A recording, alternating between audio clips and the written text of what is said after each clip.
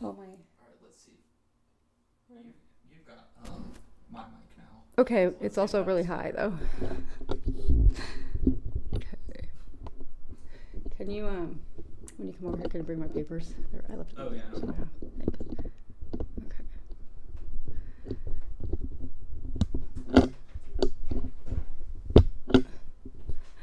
Hello. No, I don't need the clipboard. I do not need it. I just no. I just need the paper. Thank you. Guten Tag. Good morning. Good afternoon. I mean, everyone. Let's see. Turn off my phone. Okay. Hello. Okay. Here we go. Boop. Let's see. Happy Sunday.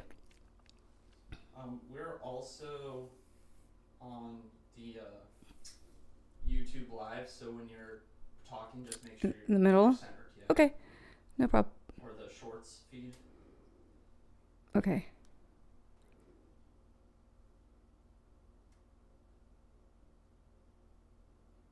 All right, 11. Hello, Ars Materia. Chapeau. I love his name. Yeah. Wait, where's my wand? Is it over here? Yes. Oh.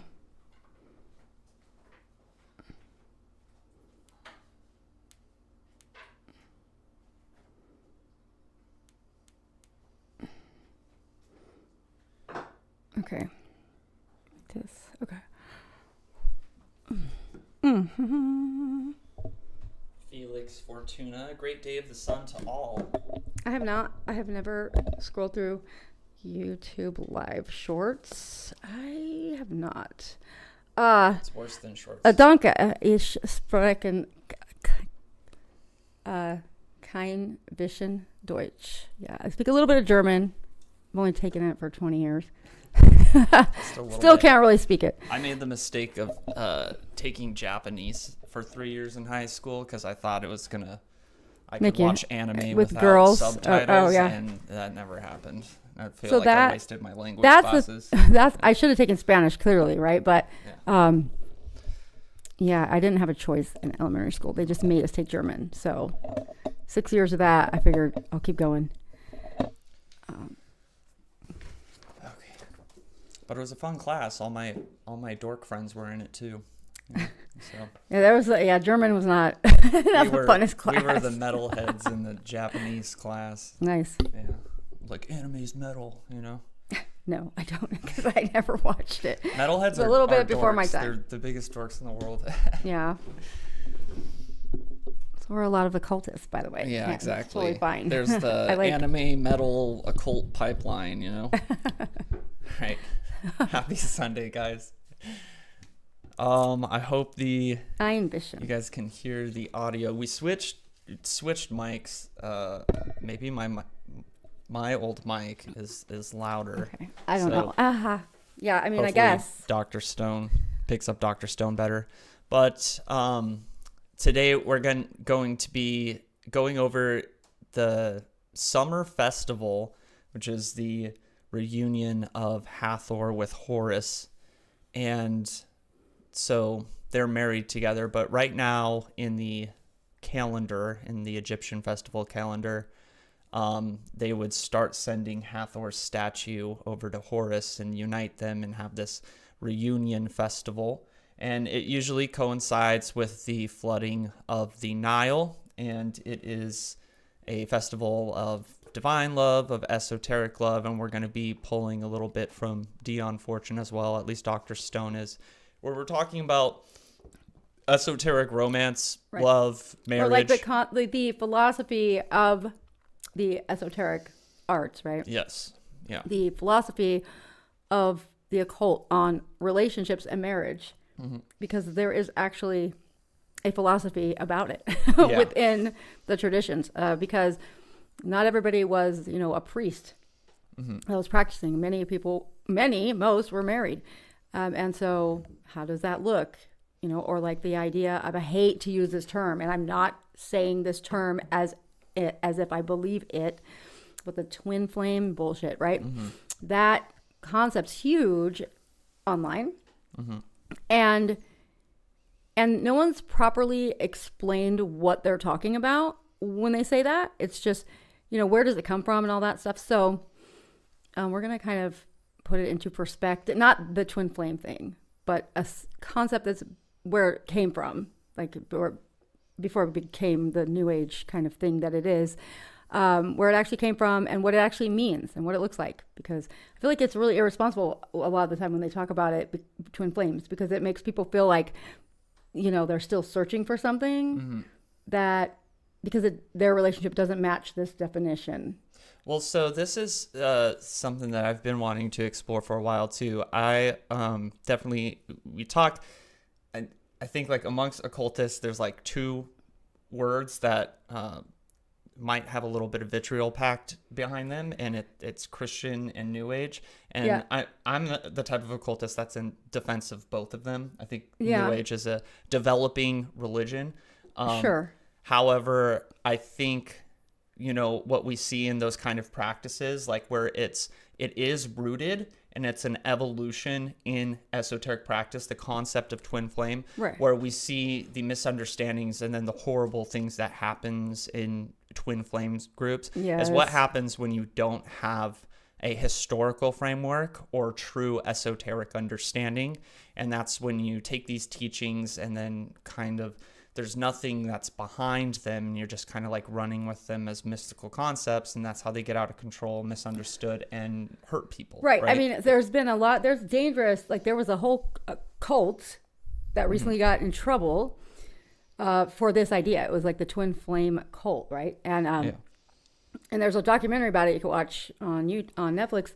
Quite interesting, but I mean, that idea keeps people in very toxic relationships. It can. I'm not saying all of them are, of course, but and that's what happened in this case, but with that cult, which they were pushing people to be with a person because, we were told that's your twin flame. Yes. Like, that's not how it works out. So we're going to go over actually what it actually is, where it stems from, and how it plays out in real life. Yeah.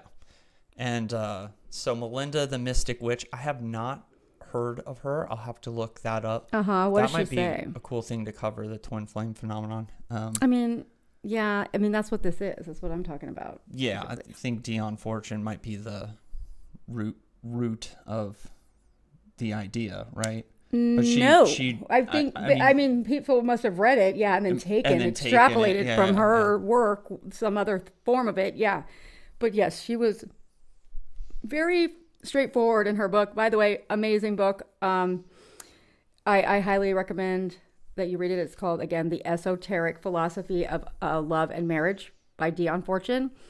It's only 95 pages. I read it in one sitting. It was it elucidated so much for me, right? So, and that's what we'll talk about in my sermon today. But what are you going to be talking about? Well, I mean, I'm going more into, the mysteries of the divine union, the divine masculine, divine feminine, which Horus and Hathor are ultimately representing. And I think when we get into this, it's difficult in a modern context, because a lot of this talks about man and woman, and here in modernity, we're a little more accepting of like alternative love and sexuality and that kind of stuff. And so I think as we are exploring that, we need to understand that we're talking about two souls meeting, and it's not necessarily the physical form, but that when the two souls are meeting, it can be both ways, right? So the woman can be Horus, the man can be Horus, that kind of thing. Right. And that Hathor, her original name is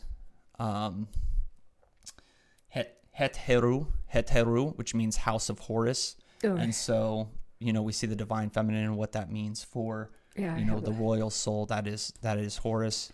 But we're going to be exploring a little bit of that, and then we're going to see in the astrological forecast that this is kind of playing out a little bit, especially in sidereal astrology, which a little more, maybe it's a little more accurate, right? We were using tropical when we started the live streams, and we saw the planets were playing out the accusation against Horus, the accusation of Seth against Horus, and the dismemberment of Osiris. But I always like it when the stars are kind of playing out what we're talking about. So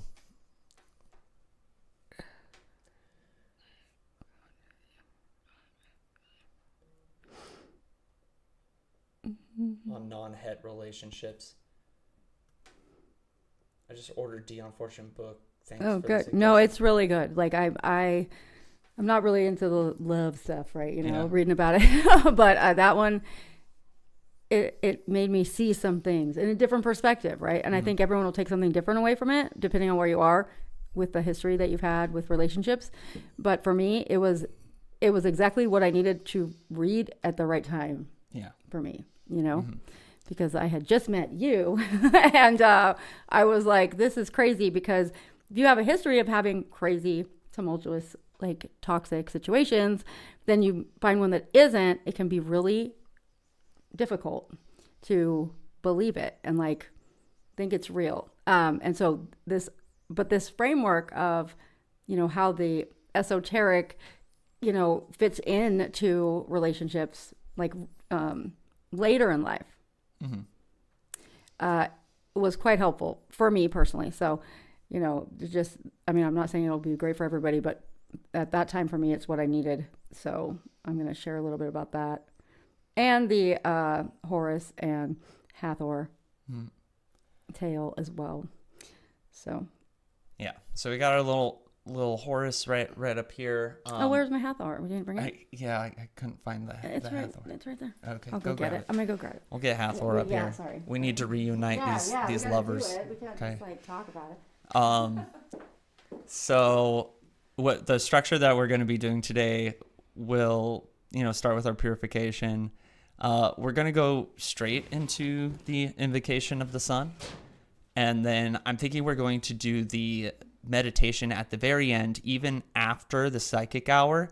So we did a post-hypnotic suggestion last week that you guys were going to start venting your dreams and recalling them more.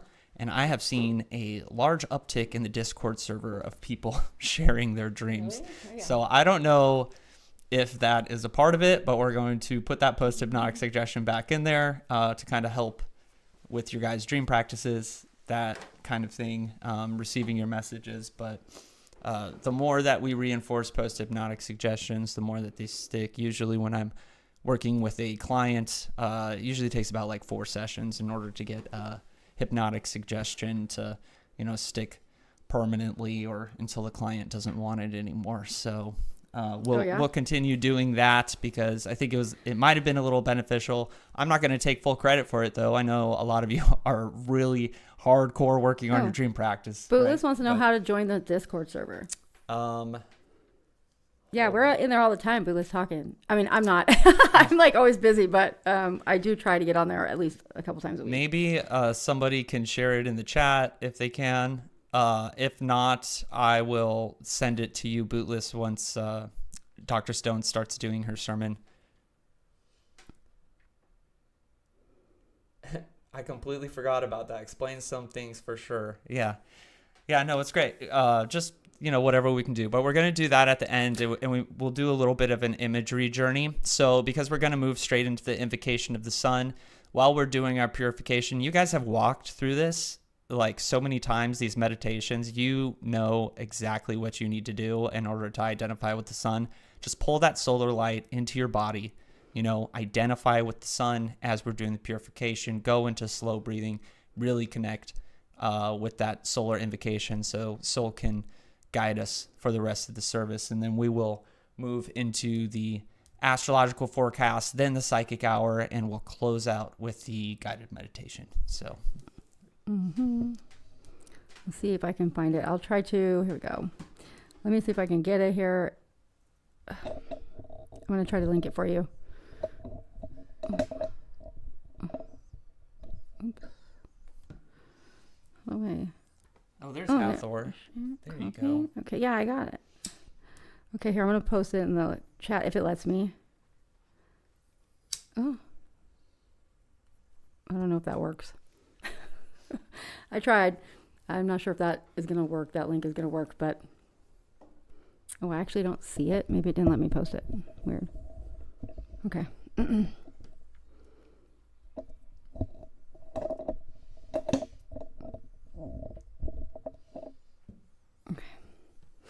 won't let you link it in the chat? I mean, I sent it, but I don't see it. Yeah, it might. It's not letting me. Yeah, it might not let people share. But it's under... what's the name of it? It's Temple Kht, right? Hold on, give me 1 second. Yeah, okay. Hang on. He's gonna do it. Get it for you. But on another note, we went to this amazing place yesterday. I'm so stoked about it. It's in San Pedro, and it's this artist collective / antique mall. And I went over there, and there was this awesome, like, witchcraft store called Serpent and Sage, and Marissa and Rachel run it. They're super awesome. They have great products. I think their store's online too. Definitely should check them out if you're in the area. And then I found this other lady who was selling tarot card decks. And I got this deck of cards for $15 that has been out of print since 1994. And it's from the Golden Dawn. And I am beyond stoked on it. Like, I was looking for a new deck and I got it. I'm super stoked. So I'm going to be reading today with these cards. They're brand new. I haven't done any readings on them yet. So super excited about that. Let's see. Stream settings. Are you changing it in the chat so I can do it? Is that what you're saying? No, I'm putting the Discord server in the description. Oh, okay. So he's going to add the Discord server in the description of our in the info. Is that, or in that part? Yes. Yeah. So it's there now. So now you can get the link. So it's in the info on this live. Yes. That Discord server is there for you. Okay. Okay, cool. Okay, cool. So you can see. Mm-hmm.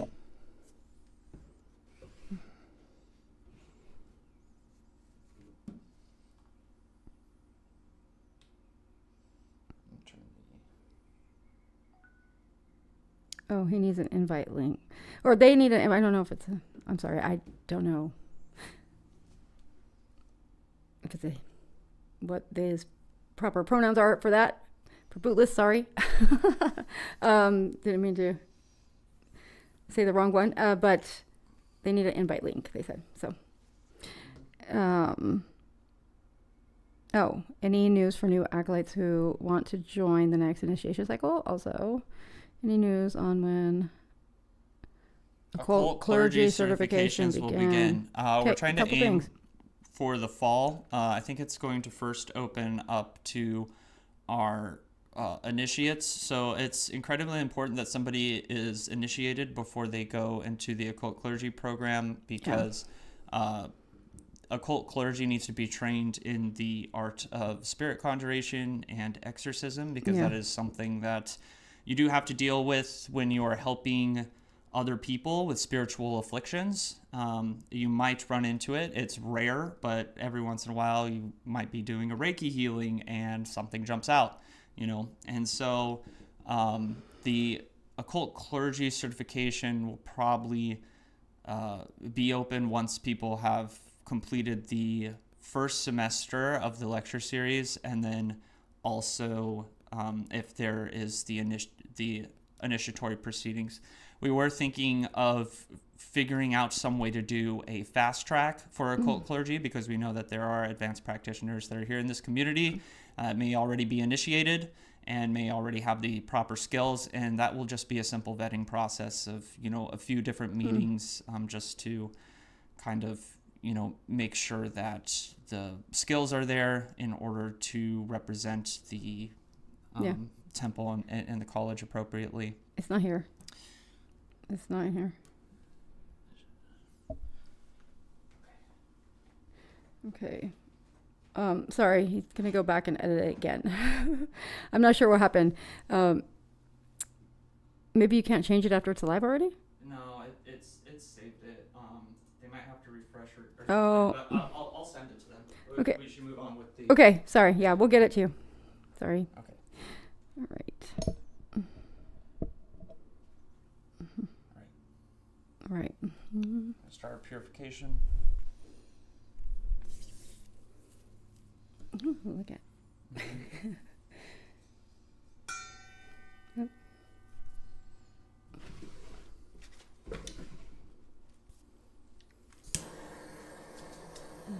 Wow.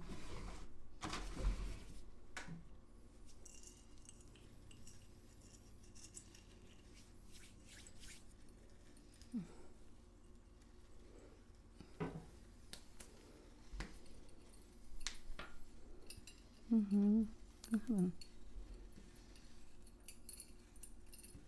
Okay.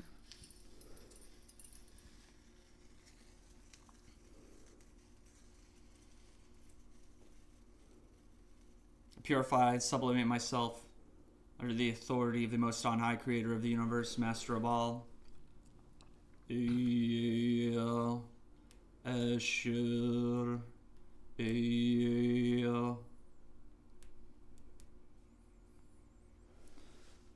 I purify, sublimate your mind, body, spirit, and soul under the authority of the Most On High, Creator of the universe, Master of all, that cosmos, that ground of being.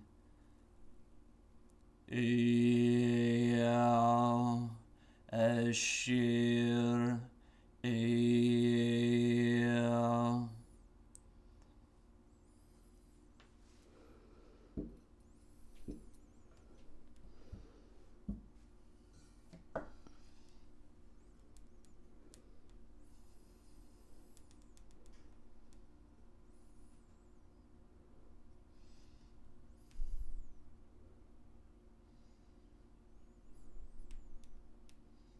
Here you can begin breathing deeply and slowly,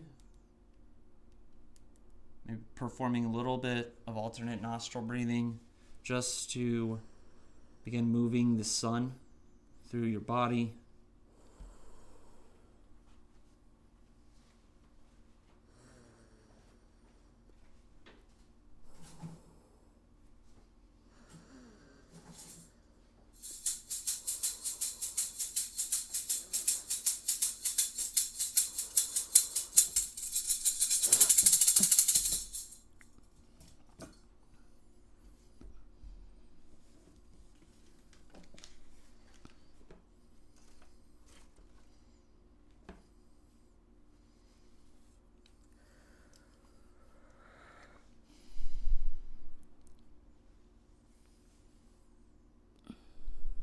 O sun, you who are the source of riches, the increase of strength, the honor of life, the source of splendor and the beginning of all goodness, we entrust our entire wills upon you, and with it we place ourselves wholly in your hands.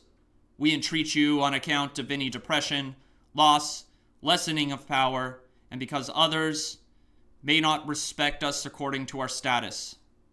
We conjure you by the Lord on high, who is the mover of your motions and the giver of your power, through whom you accomplish your actions, by the obedience with which you obey that Creator of the cosmos, Master of all, by the reason you have for helping and saving those who throw themselves at you in your will, and by the dominion and capability that that ultimate Creator, ground of being, has granted you over the planets. Turn yourself unto us and liberate our wills. Carry it away from worried and sad contemplations. Lead us back into our power station and fortifications. Grant to us that those particular individuals of this world come to our obedience and dominion.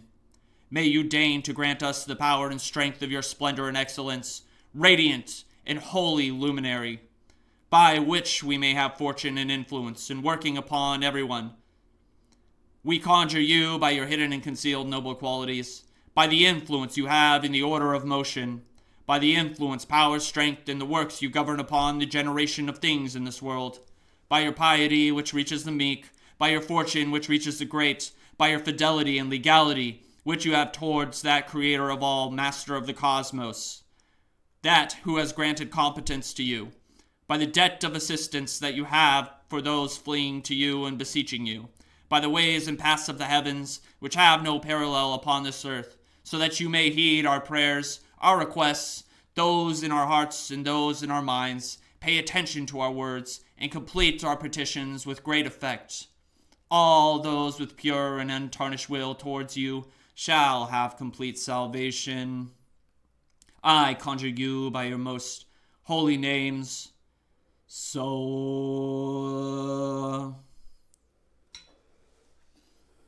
Helios,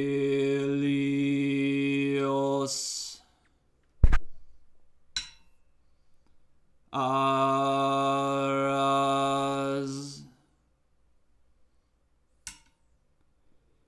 Helios,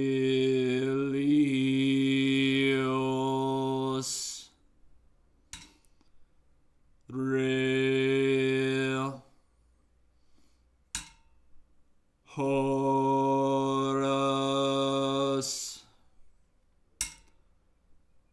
Hear us, O great solar light, O great solar governor. We ask that you act as a mediator between us and those solar deities.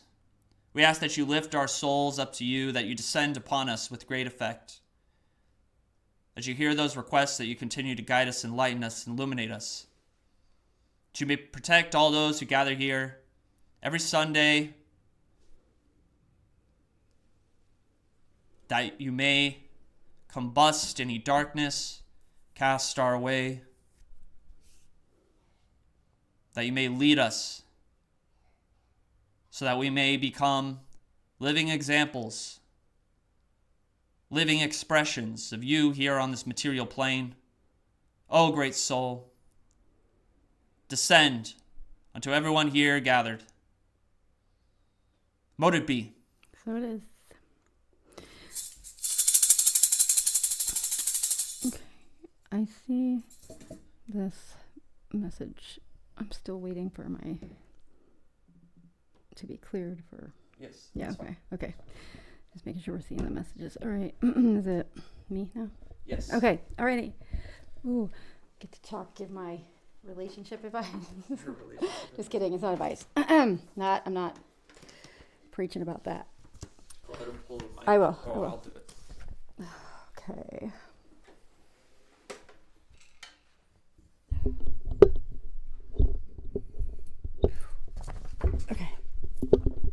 Okay. All right.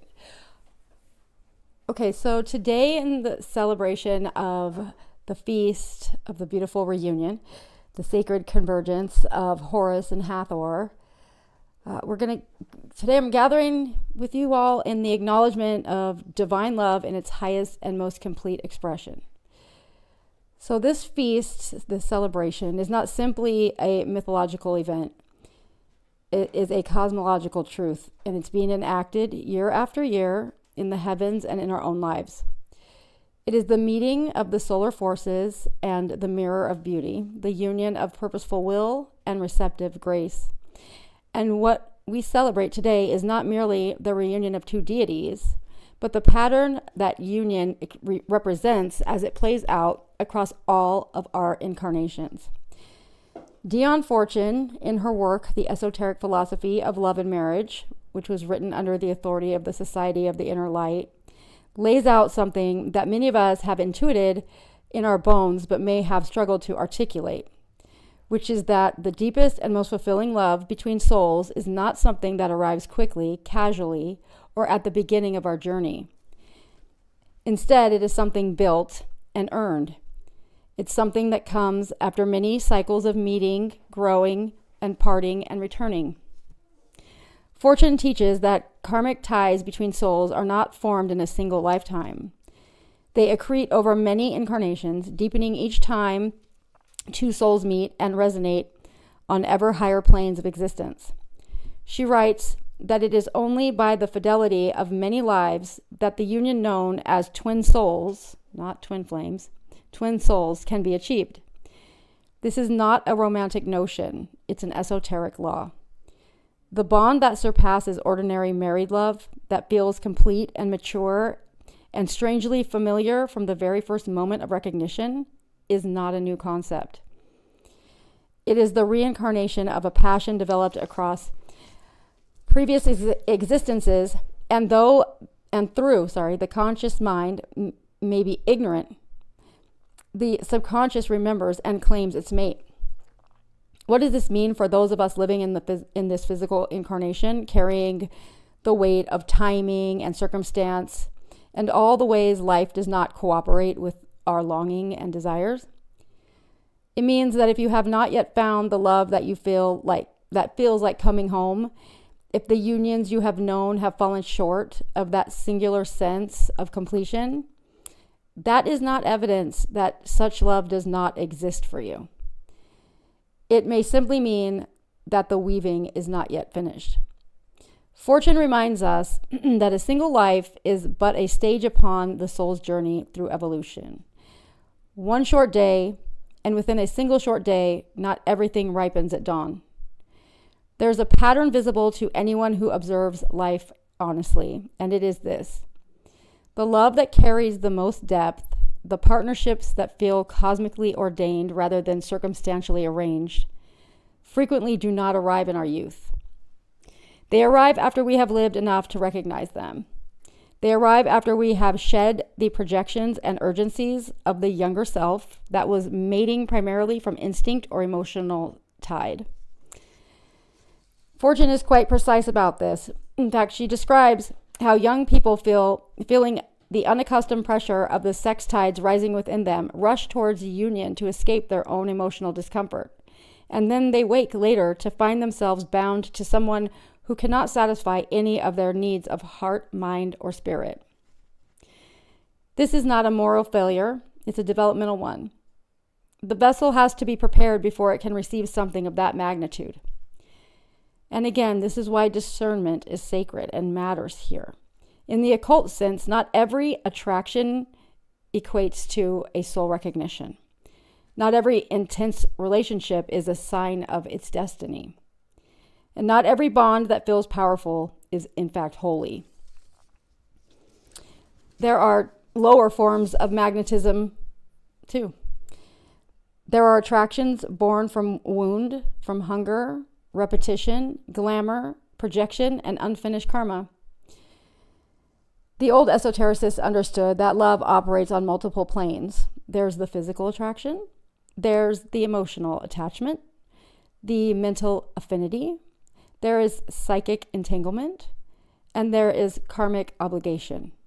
And then, beyond all of these, there is true spiritual polarity, the meeting of two beings whose union does not diminish either one, but calls both upward. This distinction is very important because many people have mistaken pain for passion, chaos for depth, obsession for destiny, or familiarity with love. And after enough disappointment, the soul may quite understandably withdraw. It may close the gates. It might say no more. It may decide that solitude is safer than another false temple. And sometimes, at least for a season or two, that withdrawal is wisdom. There are times when the temple doors must close, and there are times when the priestess must return to her own sanctuary. There are times when the heart must be washed of old vows, old imprints, old griefs, old names, and old patterns before it can recognize anything true again. But the closing of the temple is not the destruction of the temple. The guarding of the heart is not the death of the heart. The refusal to entertain false love is not the same as the refusal of love itself. In Egyptian symbolism, Hathor is not merely softness or pleasure. She is the golden one, the lady of jubilation, the lady of music, the lady of the West, the celestial cow whose body arches over creation, the radiant feminine power through which beauty, fertility, erotic life, joy, intoxication, and renewal flow into the world. But she is also the Eye of Ra, the force that can become terrible when violated, disrespected, or unleashed in wrath. So Hathor knows the whole spectrum. She knows love as delight, as nourishment, ecstasy, and beauty. but she also knows what happens when the sacred feminine has been dishonored. She knows the rage that comes when the heart has been treated as a thing to be consumed rather than a temple to be approached. And Horus, too, is not merely a lover in this feast.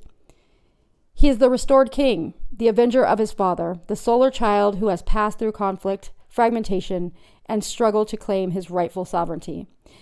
He does not come to Hathor as an uninformed boy. He comes as one who has fought for his own becoming. That is the part of the mystery of the beautiful reunion. It's not simply that two forces meet.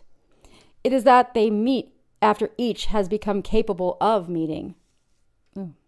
Hathor must be honored as radiant sovereign beauty. Horus must be established in solar purpose and rightful kingship. The reunion is beautiful because it is not a rescue. It's not a possession. It's not hunger trying to fill itself with another person. It's polarity. It's recognition. It is the solar and the Venusian entering right relation.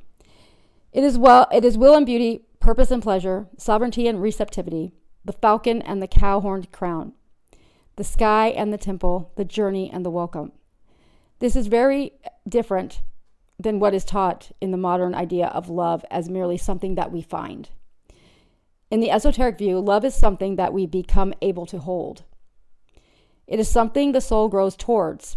It's something that requires purification of the inner images we carry, the false gods we have worshipped, the old wounds we have mistaken for fate. And this is why no one should be shamed for needing time, solitude, caution, or sacred distance. There are seasons when the most loving thing a soul can do is to stop offering itself at every altar. There are seasons when the work is not to seek union, but to become whole enough that union no longer becomes a place of self-abandonment. The beautiful reunion does not ask us to chase love. It asks us to prepare for recognition.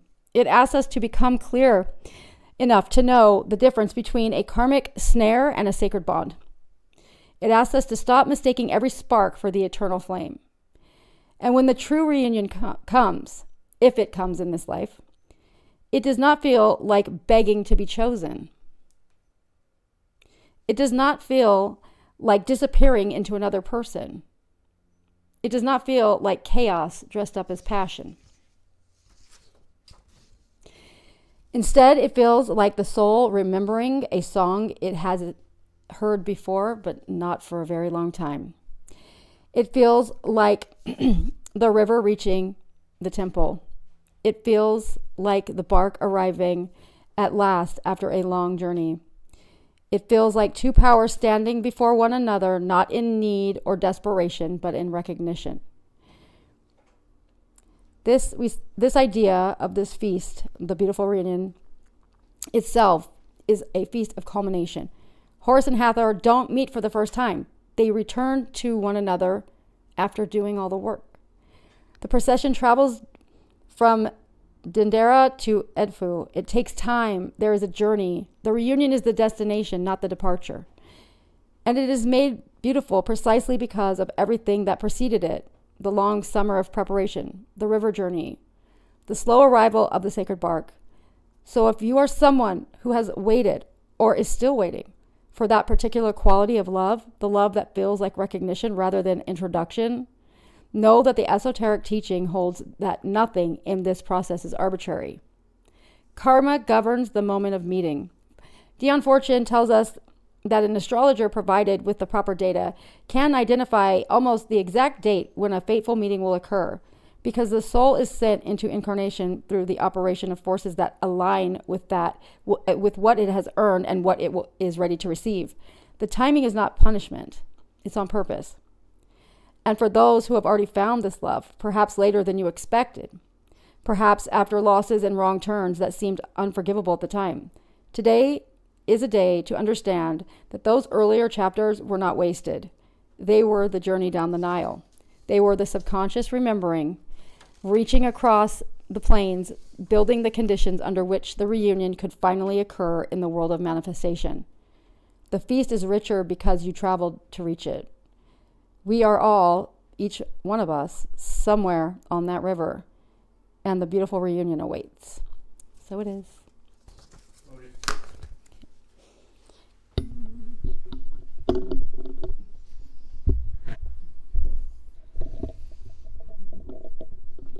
Thank you, Dr. Stone. You're welcome. So, we're going to talk a little bit about, just the mythological narrative. Now, Horus is a lot of things, and Hathor is a lot of things. Horus has a few different associations. He's associated as the divine child, and we have to understand that the Hellenic Isis has inherited a lot of what the more ancient Hathor was in charge of.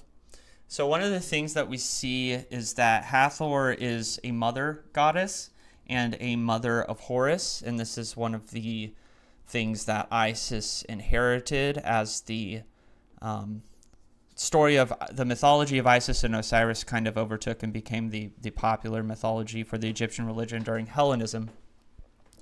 However, Hathor is the mother, but also the consort of Horus. This is something we see in these ancient polytheistic religions. There's a lot of, incestuous stuff going on there. But we have to be thinking about what exactly these relationships mean on an esoteric level. So the idea of Horus being a divine child and being this kind of solar light, Horus is a very personal god, and he is the king of Egypt. And so the Egyptian belief in the pharaoh being a deity was the belief that the pharaoh was an incarnation of Horus. Okay, so Horus is the divine child. He is the royal soul, and Pharaoh was the physical incarnation of that on earth. So we see in other mythologies or other texts that start getting a little more hermetic later in the Egyptian religion, there is an idea of the royal soul, and that is the kingly soul. That is Horus's divinity. Okay, but when we talk about in the terms of initiation and the path of the magician, the path of the initiate, path of the priest or the mystic, it is ultimately an identification with Horus, an identification with the divine child. And in 20th century mystic speak, this is kind of Christ consciousness. This is the representation of, Christ as personal and coming into a type of Christ consciousness. Okay, this is the same thing that's happening with Horus as the royal soul. And so we may not be physically pharaoh or physically king, right? But what is this mythology kind of personalizing for us? And it's an identification with the royal soul. As initiates, as seekers, we're all royal souls, right? In the Koric Cosmo, basically, Isis explains to Horus that when something is liberated, it goes to where it belongs. So if you took all the animals and you locked them up in a cage, right? And then you freed them, the birds would return to the air, the fish would return to the sea, the bears would return to the forest, and man would return to cities. So somewhere along your life, along your path, you have had your eyes opened, right? And that is why you're here right now. You are a spiritual seeker.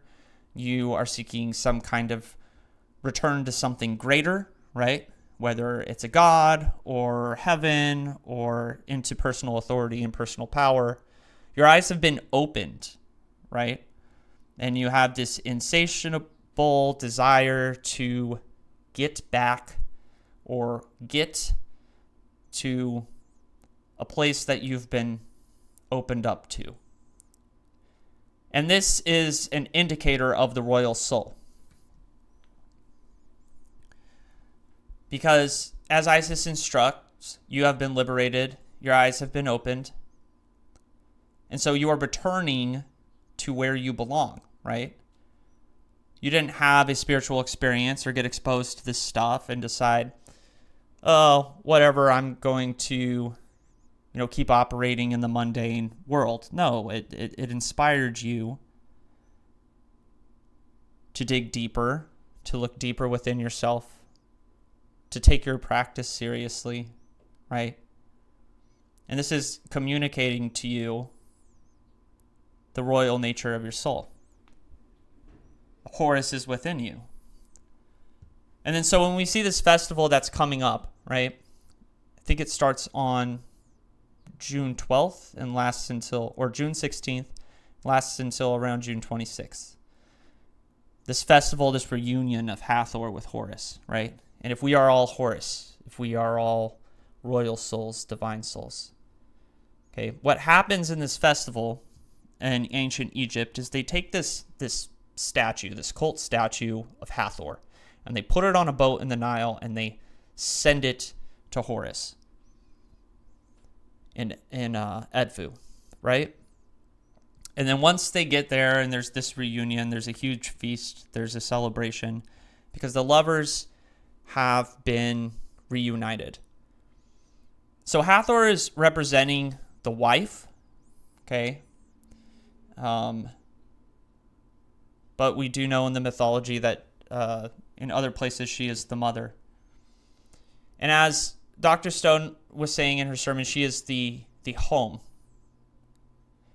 And so Hathor is an embodiment or personification of the Milky Way. If we think about Horus as the sun and Hathor as the Milky Way, the sun is always at home in the Milky Way. And if we go to look at that ritual practice, why are they taking the house and sending it to Horus? Why are they sending the house down the river to Horus? Why aren't they sending Horus over to the home, right?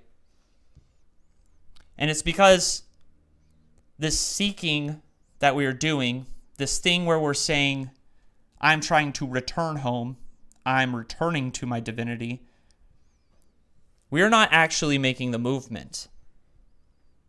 It is the cosmos, it is the universe that is making the movement towards us. It's reaching out towards us. And so if we are all Horus, right, and we meet this return, this reunion, it is because it has been reaching out towards us. It has been sent towards us. Because we are royal souls.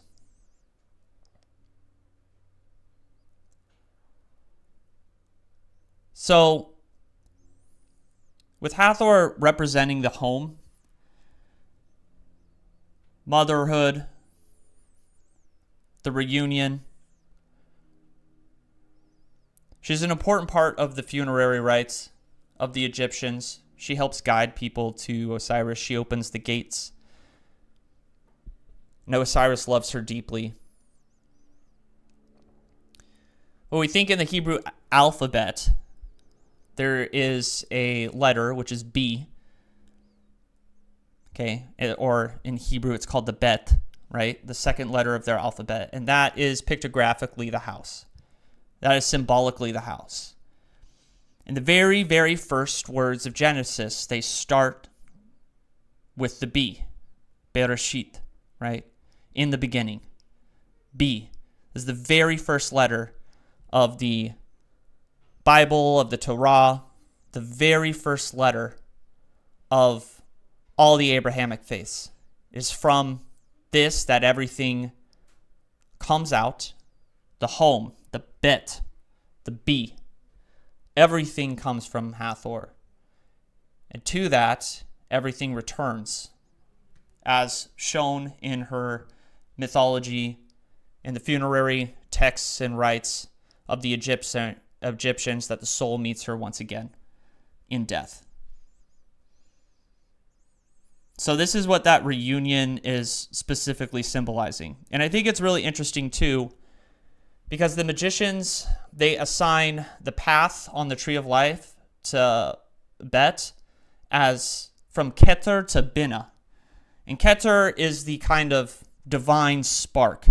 It is unreachable, ungraspable. It is the divine spark within everything. And Binah Binah is classically associated with the feminine or the womb. Now, depending on who you ask, some people will say Binah is masculine. I'm normally personally operate off of an inversion of the classical and traditional teaching that Binah is feminine. However, Binah is the womb. But the path there that Bet goes is from the Keter, okay, the divine spark of God, of divinity that's within everything, and then it descends into Binah, and Binah is understanding, right? And so we look at the esoteric philosophy of love and romance from Dion Fortune. Those souls that are coming together, those two people that are coming together, they're coming together through understanding. They understand each other. And Dion Fortune, she believes that there are multiple past lives involved in this understanding, that there are karmic ties. And this is not too foreign of a concept. Now, Dion Fortune existed in a milieu where there was New Thought, the Theosophy, the very beginnings of the New Age. But this is an actually pretty ancient belief. It's within the mythology of the Greeks and the Hermeticists. The Hermeticists, they believe that when man descended into incarnation, he was then split into male and female, And if you guys are familiar with the Greek mythology and the creation of man, Zeus created a monster with 4 arms and 4 legs, and it was so powerful, and he was so afraid of it that he split it into man and woman.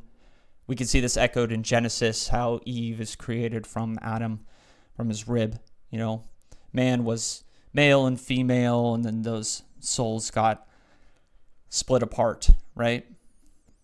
And so in a very profane and mundane way, you can talk about this as the physical incarnation, and this is what, a lot of evangelicals, a lot of people use to justify it's why, the marriage between man and woman. I'm not going to get into that, but just saying that is the surface level thing that you can take from it. However, we do have to understand that our souls are both male and female. So at any point in the journey, we are Hathor or we are Horus. We're both at the same time, right? And so these karmic ties to other souls that we have, that we've developed through other lifetimes, when you come reunited with that soul, okay, that soul can be Hathor, but you are Hathor to that soul, okay? That soul is Horus, and you are Hathor to them. And you reverse, flip-flop. The reunion is important. And what we know is that union, it starts in the beginning, the Bereshit, and then it returns through death. And this is the esoteric philosophy behind these royal souls that meet each other. We see these legends in the magical and occult record, in the esoteric record, between Zosimos and his initiate, the woman he was teaching, Theosibia. They were Hermeticists. However, Zosimos, he goes and he kind of inverts it, and he's like, yes, I am her teacher. Yes, she is my student, but she's also my wife, and she brings me to, greater Hermetic understanding. And then we see within the alchemical tradition, Zosimos was a part of the alchemical tradition. We see later in the 20th century, the alchemist Fulcanelli claims, the great alchemist Fulcanelli, he claims that his wife was his initiator, right? And he doesn't fully explain, how that happened. He doesn't fully explain that, I was in a magical lodge and she was the one with the blindfold that put the blindfold on me and explained the mysteries to me. No, he doesn't say that. What he's saying is something a lot deeper and more symbolic, because he claims that he could not do the work. He could not be Fulcanelli, the great alchemist, without his wife, that she was an important part of the work, that she was the reason he was able to achieve the androgen. And that his students, they claim that when they met him and he had reversed in age and had become an androgen, that he had the features of his wife. And so this work we see in the philosophy, the esoteric philosophy of love and romance, on a deeper esoteric level, that two souls together are an essential part of this progression. And that when you meet that soul, there is a type of resonance, because these souls are bound through fate and through multiple incarnations, right? But it's something that you have to come to that conclusion. You find that person in your development.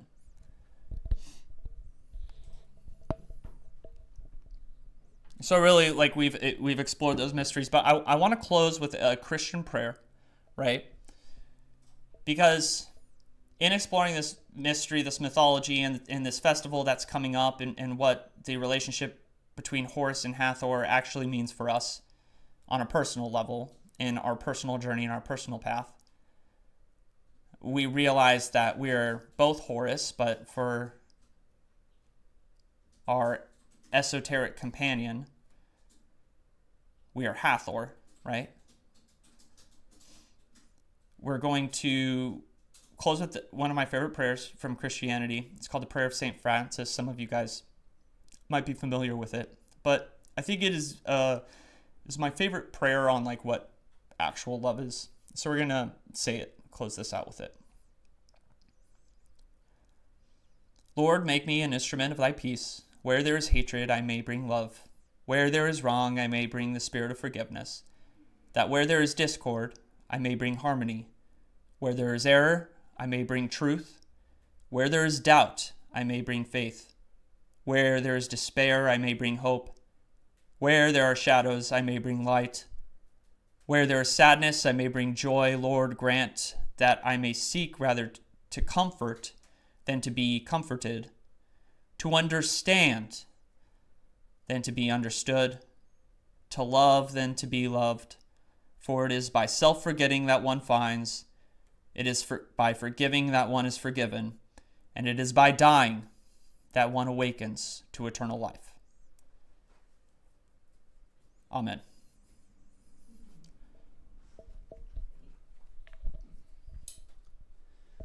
All right. That's a really good prayer. I love that prayer so much. It gives me chills every time.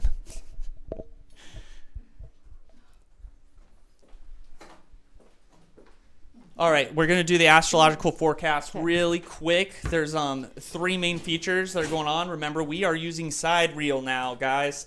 And so if this doesn't follow along specifically with what the rest of the astrology guys are saying, it's because they're using tropical. So the planets are shifted by about, I think it's like 22 degrees. I don't know. It's one sign.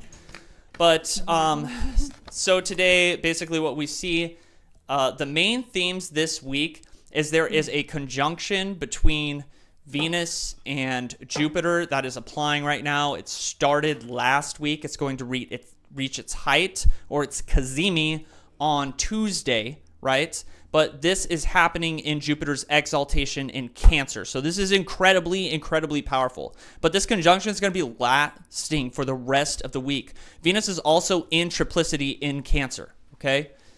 So that is a positive thing for Venus. So what I'm saying right now, the rest of this week, if you are doing magic this week, this conjunction right here, try to utilize it. This is going to be one of the best aspects that you're going to see in a long time, okay? This is great for benefic magic, for magic that gets you ahead. Maybe it's for the love and romance. That is great. Jupiter is, he's like the legal type of love, right? So marriage, that kind of stuff. So that is a great aspect for the love spells, the romance spells, either finding that perfect partner or elevating your existing relationship with your wife or your husband or boyfriend, whatever it is. Me and Dr. Stone, we like to use these aspects to kind of bolster our relationship, right? Turn our relationship into a kind of talisman when we see aspects like this. Another thing that we're going to be notice, a big theme this week, Mercury is in his domicile right here. He's in high power. He's feeling good. He's feeling cheeky in Gemini, right? However, the entire week he is square with Saturn. But at the same time, he is sextile with Mars. So the sextile is kind of communicating that action needs to be taken, and the square is saying between Mercury and Saturn right there is saying that this is just going to be happening. So there's going to be some deep repressed thoughts and mental blocks that are happening in this square, and this is happening the rest of the week between Saturn and Mercury. But Mars is in high power. Saturn is peregrine, so Saturn is basically, he's a little more malefic when he's peregrine, but he's not exalted, he's not in domicile, he's not like supercharged. But that aspect between Mercury and Saturn's putting up a block with Mercury feeling really good. But that sextile with Mars, that's in Aries, which is his domicile, his house, right? Means that if you take action on this, right? Mercury's got a lot of ambitious, good ideas. Your thoughts, right, are going to be ambitious this week. You're going to have some really good ideas, but you have to take action on it, right? And because Mars is in a good position and Mercury is in a good position, these will be fruitful, okay? But you will have standing in your way this square between Saturn and Mercury, right? There will be self-doubt and insecurity that's going to pop up and it's going to give you every reason not to take action. But have faith and know that the stars are in your favor.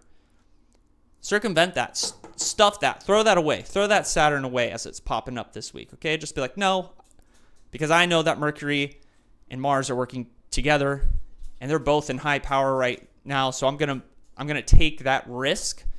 I'm going to enact my ideas, my communication, right? And everything is going to work out in my favor, and it's because of that aspect right there. So those are the major themes that are happening in the week. As for elections, I'm going to say there is an application. I'd say Tuesday night is going to be the best for this Venus-Jupiter conjunction. Okay, but it's going to be separating the rest of the week, so you can also take advantage of it if you want to do it on Jupiter's day or on Venus's day. I'm definitely going to be working with it all week. But if you want to really time it for proper astrological timing, you're going to take advantage of this application on Tuesday, right? Other than that, that is going to be our astrological forecast for the week. It's a really good week. A lot of the planets are in high power. This is all exalted right here. We're going to notice that at the end of the week on Saturday, the moon is going to start crossing over into Taurus. And we're going to be getting close to the new moon. And the moon, once it gets Saturday into Taurus, it's going to be exalted there. So you may want to start planning your lunar spells for the new moon and for next week. I didn't look ahead, but hopefully that new moon is happening in Taurus, because if it is, that means there's a lot of good lunar magic that's going on. With that being said, that is the astrological forecast. I think I managed to get the invite into the chat. Okay. I had to just remind them to remove the spaces in between those. Yeah. So, good. Okay. Yeah. So I just posted the invite link into the chat, but you got to put the https:// in the front, and then remove all spaces in that thread right above that. Okay. Yeah. Okay. Yeah. So if anyone has questions, go ahead and let me know. And then I think Abammon's going to go ahead and put it also. He'll be back. Make sure you stand in the Oh, sorry. Forgot. Oh, you're so tall. Okay. So yeah, we're going to, that invite link there, just remove the spaces and put the HTTPS in front of the rest of that. I don't know why it doesn't let me post links, so I'm not sure exactly what settings are wrong there, but hopefully that works for you guys. But I did go ahead and post the sermon in there from me, and then I'll see about Abammon's too when we get off of the live. So, all right. So if you guys have questions that you want answered, I have my new deck. I'm excited about that. Let me know. I'm going to do any readings. Or if you just have questions in general, feel free.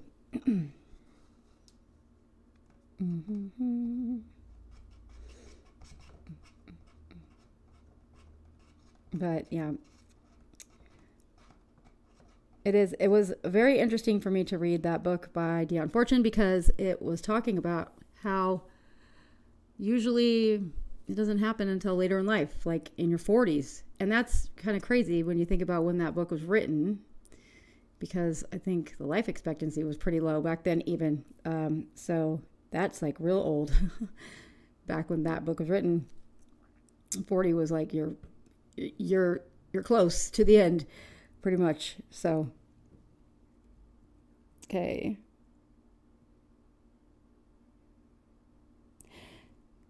Yeah, Sarah, I can't do, ethically can't do medical stuff, or legal things. It's one of those things that just has too much liability with it, but I'm sending good vibes. Hopefully everything works out okay. Okay. General read for the week ahead. Can do that. See what's up. Okay. So new deck. Battle with the psychological perspective versus a spiritual. You explain somehow how painful magic works on people without them knowing. Well, but that's the thing, is they do know. So, because you don't do it unless you have a reason to do it. So a person that, when we come into this existence, like there's just some things that we inherently, if we are conscious, I guess, know, is that when you are horrible to other people, it's going to come back at you somehow, right? That's the acknowledgement. Like knowing that what you're doing is not a right thing is the permission. It is the acknowledgement. It is what allows them to know that something's coming. They just don't know what. That's all that's necessary. Mm-hmm.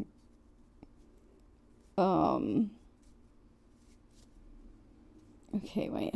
And could you suggest some solid places to learn? I love your work. Where are you? What I read that. I just said my answer. Yeah. Yeah.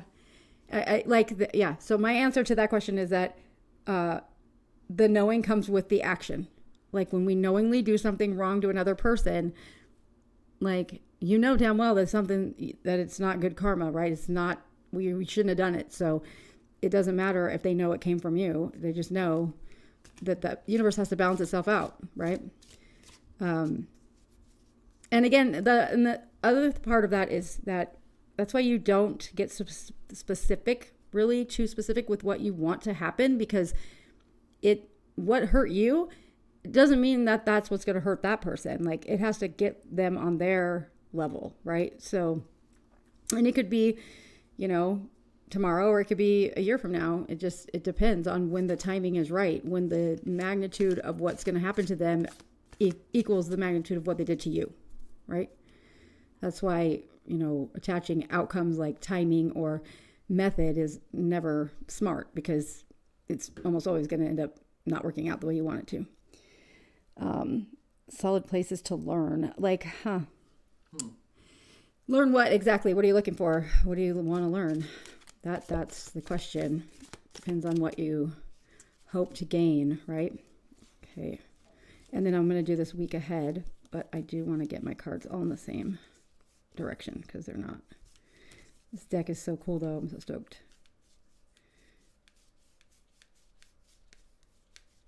Okay, there we go.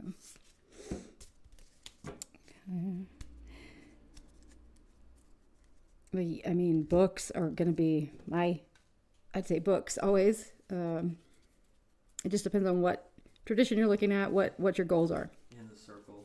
In the circle. What? That's the best place to learn. True. Yeah, I mean, also in the circle, but it's important to be careful about who's teaching you, though, and who you're working with, because, that matters. You can get real skewed information from people. Yeah, so I'm gonna recommend. I think you're gonna save yourself a lot of pain, a lot of struggle, a lot of confusion. If whatever your primary deity is. So if you are an Abrahamist, I would go maybe with an angel instead of like God the Father, because the monad is a little bit inaccessible. It's a lot harder. I mean, you can get results from a pure surrender to God the Father and His will, but if you're polytheist or whatever your main deity is, make honest appeal for them to teach you magic. Okay, to teach you magic, and you work on that relationship, surrender yourself to that thing, and then follow the next indicated step. Okay, hold that that commitment, that surrender, in absolute reverence and focus, and have it teach you, and it's going to save you a lot of pain and a lot of confusion. It's going to be confusing during the process, right? But you can waste years and years of your life hopping around occult teachers. Right. I found honestly that after doing this,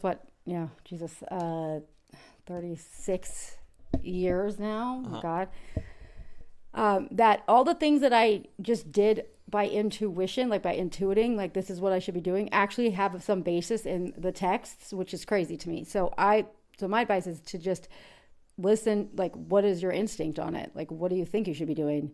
Because I had literally no knowledge of any of this stuff that I've learned from Abammon since we met 3 years ago, right? At all. I didn't know about the old grimoires, the ancient texts. Like, I just was doing what I thought I was supposed to be doing. And then I find later that it's all written about. So, trust what you have in your gut, right? So if that helps. And then, so regarding the wall behind us, so we have a lot of pictures here. And this is, go take care of that. So regarding these pictures on the wall behind us, okay, they're mostly stuff I had in my old house before we moved in together, but I did get some for Abammon specifically. I don't know which ones are visible. Well, I can see on the hair. So the one, let me see if my hand points to the right. I'm trying to make sure that it's from the camera. So that one way over there with the lady in the white at the bottom, that is Artemis. That's a picture of Artemis, allegedly, a depiction rather of Artemis. The next one over is the birth of the Philosopher's Stone. That one, the next one over. The one after that is another similar one. Hang on, let me check the title of it.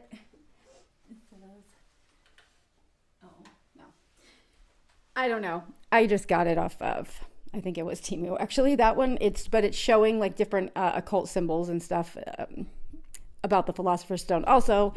And then on the other side is that famous painting, which is called what? I can't remember this one. What's it called? I don't know. The Lady with the Cauldron. I can't remember the name of it for some reason. I don't know. Above that is Circe. And then a lot of Hecate on the other side you guys probably can't see. But as for books, we have way too many books to be going down the list. But yeah, we might be able to take a picture and show you guys at some point. Yeah, that's we have the bookcases you see on set. Is like we have, I think, like 4 bookcases in our house that are completely full. I don't know. We've got a lot of There's 2 more bookcases in this room. Yeah, we just met 3 years ago. Yeah. Lots of stuff. Is there a way to use magic wide influence with art? Oh, yeah. And like evocation or invocation, the demonic beings in the Goetia aren't real necessarily. They are real. Apparently they are. Spirits are real. Okay. Oh yeah, that part. Don't let people psychologize that and tell you it's a partition of the psyche. I thought that. That's how that's people. What I thought. That's how people get hurt. Spirits are real. Yeah. We've had conjurations where, she's channeled something, and and I think it's nonsense. I think it's literally nonsense. The textbook, horror movie stuff happens. She wakes up with scratches all over her body. It's like that, and like also the information I get, which I think is just my imagination running wild, honestly, is actually later come across in some book that I've never even heard of before, or a concept I've never heard of, and it's kind of crazy. Now the issue with the issue with this is that it is psychological, okay? And it's more comfortable to believe that what we do is all psychological. Yeah. That it's a reframing of worldview, that it is accessing inner parts of our psychology or the collective unconscious or whatever it is. It's a lot more comfortable to believe that, okay? And that is right, but that is a third of the formula, okay? It's as above, so below, as within, so without. It's not as within or as below. It's as above, so below.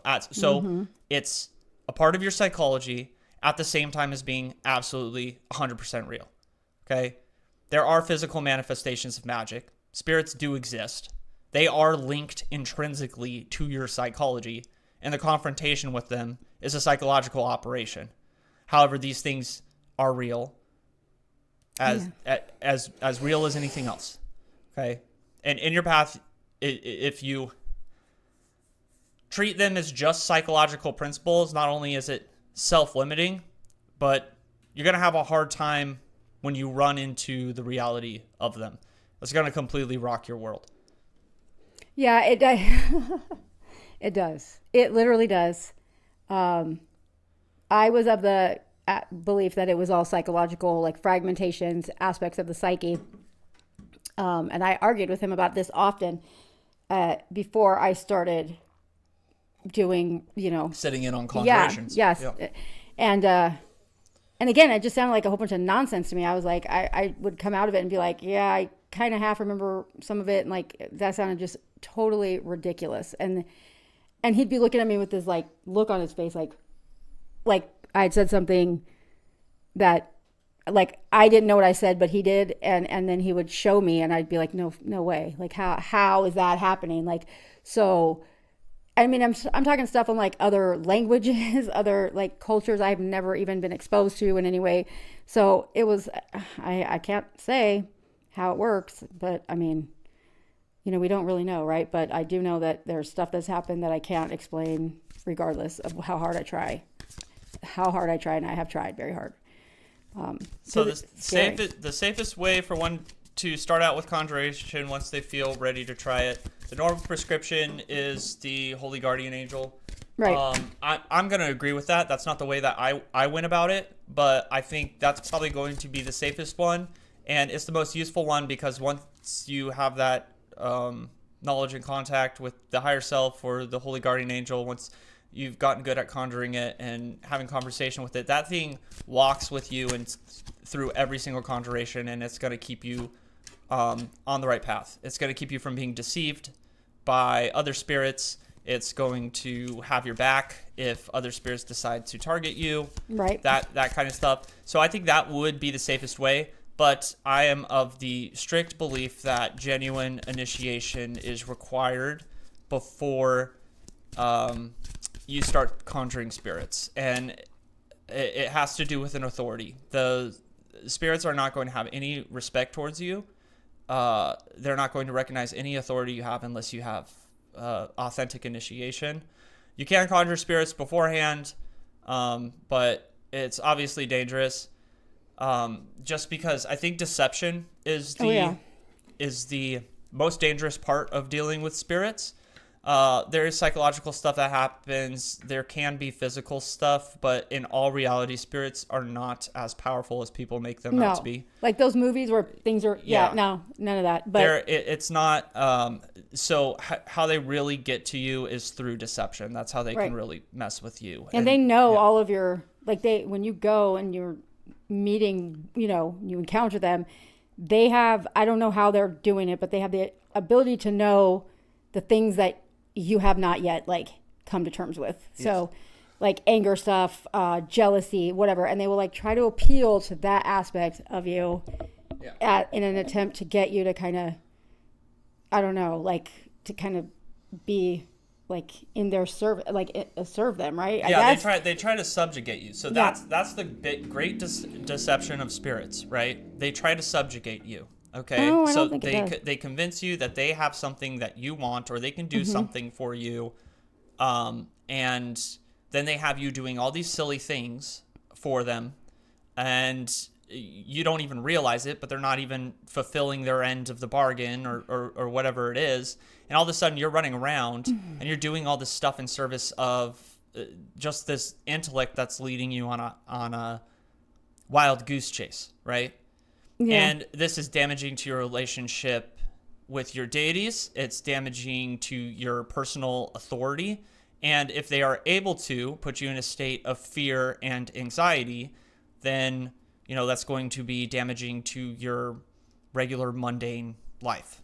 Right. So, Yeah. Yeah. Absolutely. So there's a lot of questions in the chat right now. Okay. So saying we're just catching up on reading them. Hang on, guys.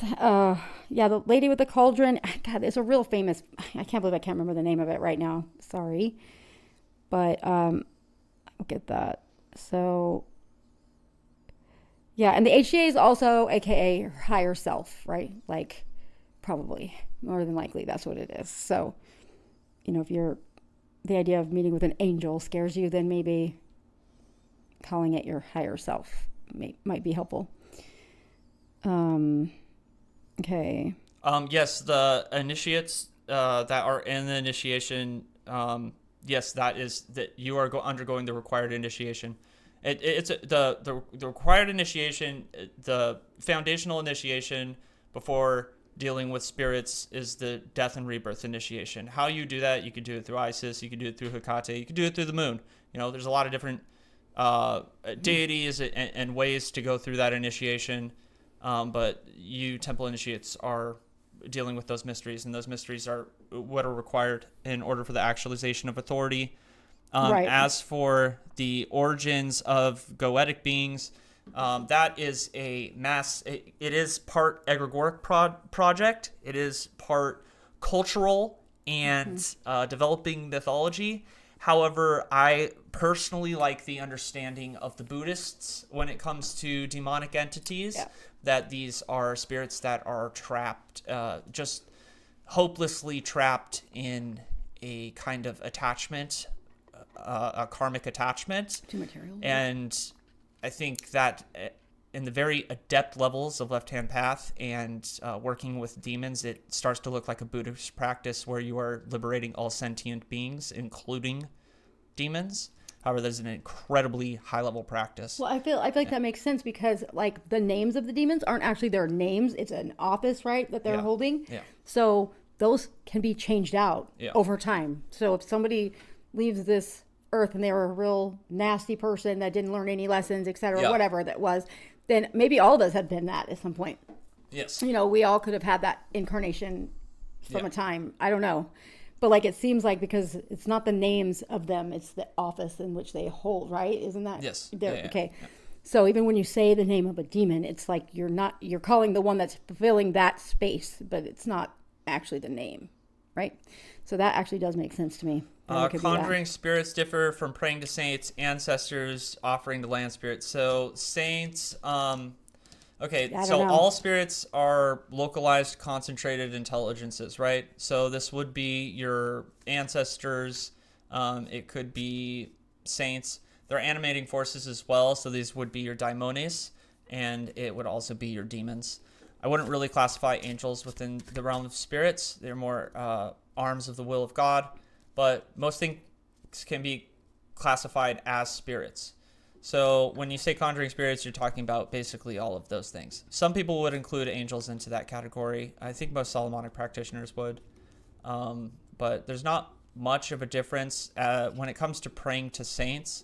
Saints are, it's like talking to Hermes Trismegistus.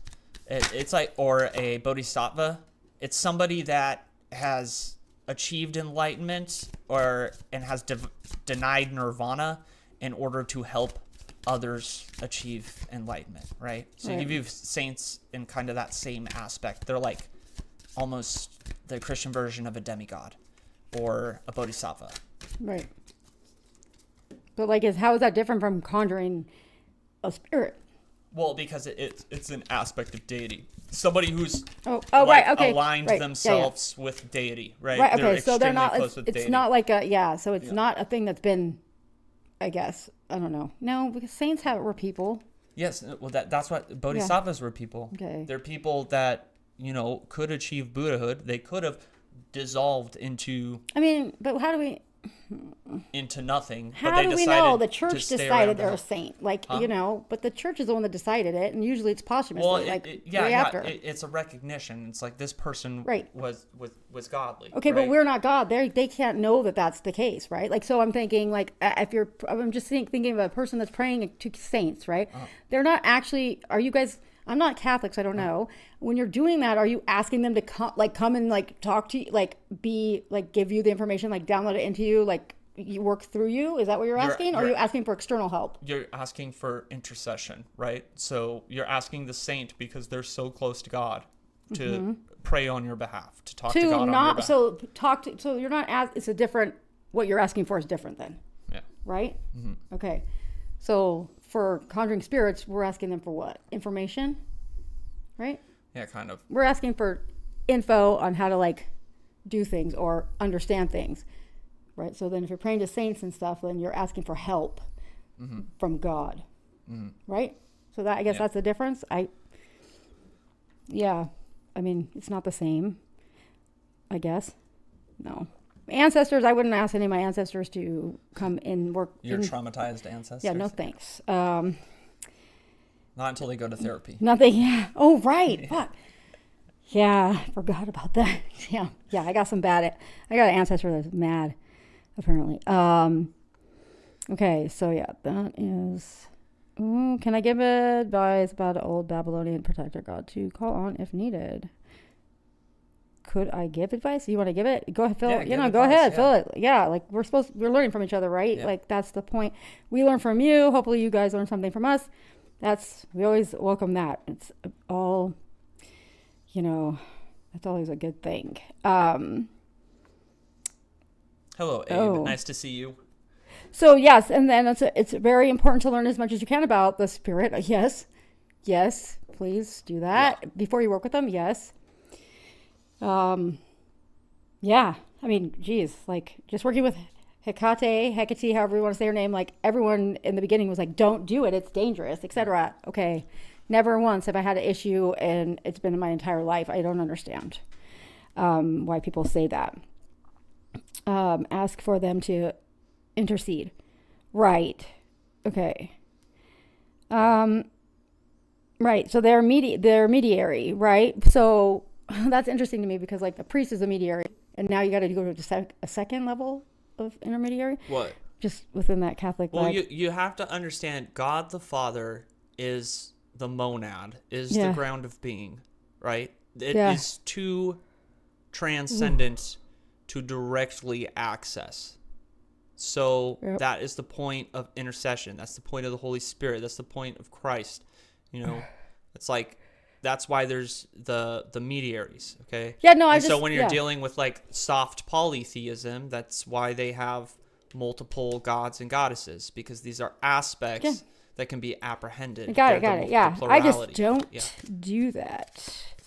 I just don't. I'm not Catholic, so I have never. But hello, waking spirit. Hello. Hope you're having a good day, good week, wonderful Sunday. Well, I mean, this is why the Catholics get accused a lot for being pagans and like not real Christians, is because they hold on to these old traditional practices.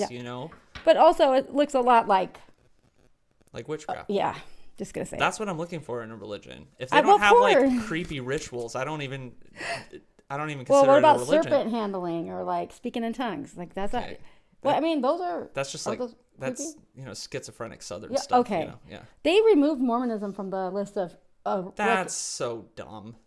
You guys heard that, right? They just removed like 188. Leave the Mormons alone. Everybody has to leave the Mormons alone. From those guys, the official religion list of our government. Like what? And Mormonism is one of them, which is crazy to me because that's what I'm very confused.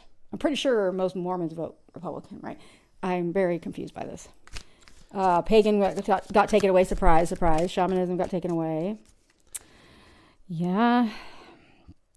Yeah, then...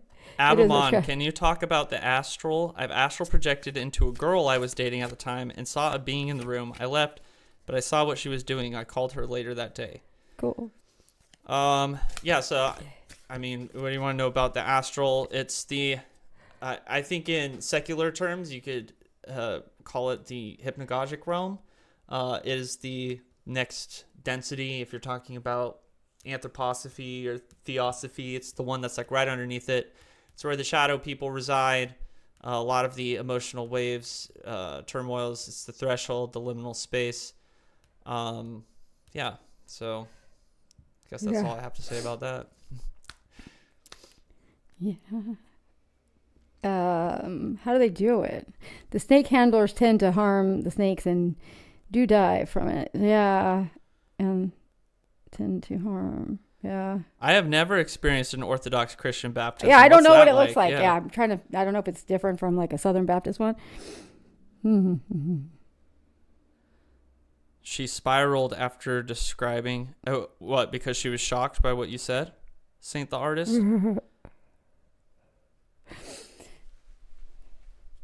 Yeah, it was like a trauma. Do I have any experience with projection? I have experiences with astral projection. I don't know. Most of what I encounter there is low level kind of stuff.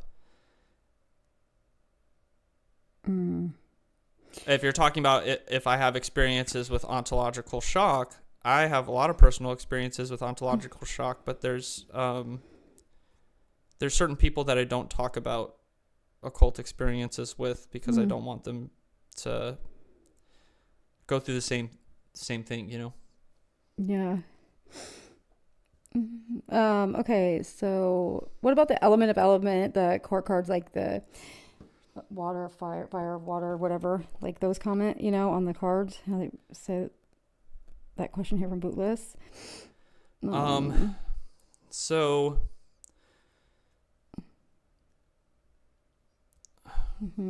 I forget what they're called, but okay, I'm gonna do this. You can think of it as, hold on, there's something from Aristotle, I think.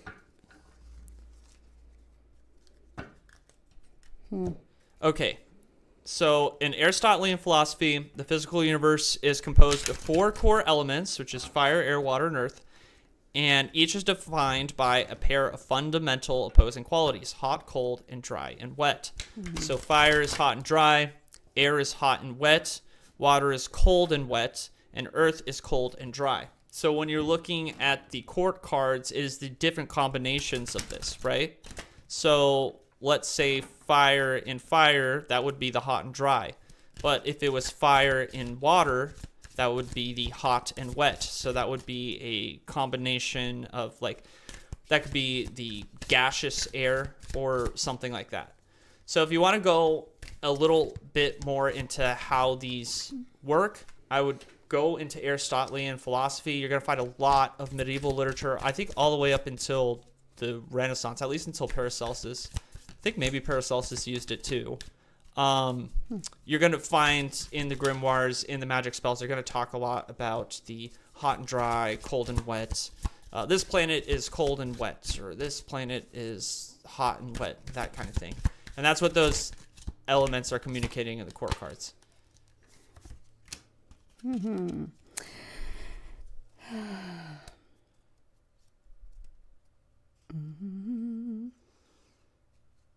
Yes, hot and wet is air.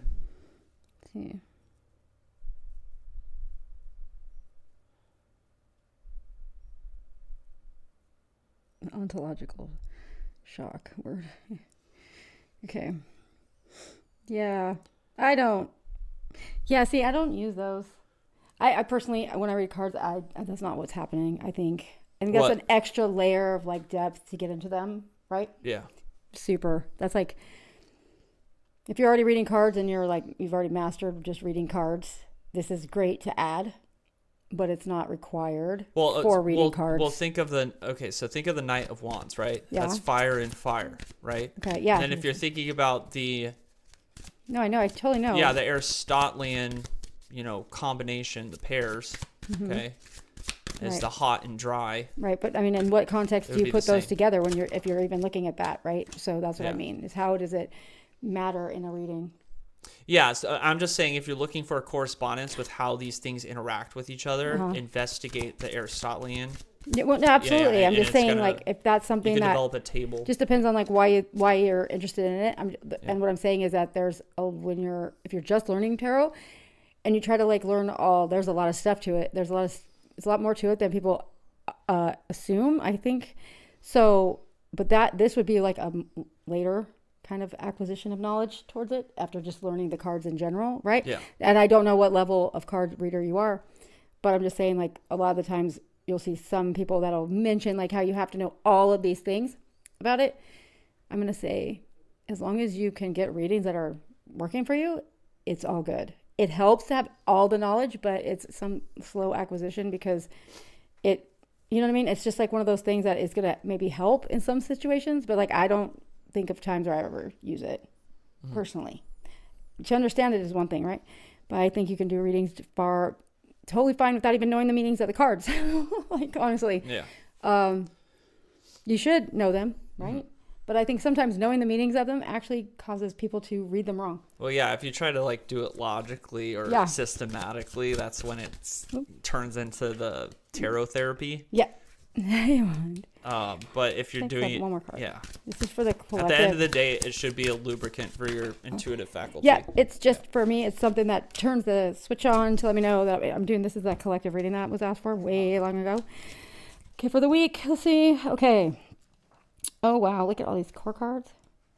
Wow. Oh, my goodness. Okay. Wait. Wow.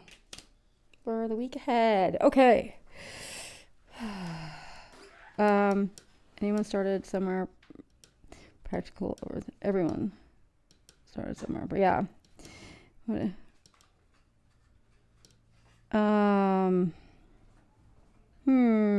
Okay, I'm reading that. Hang on, let's see.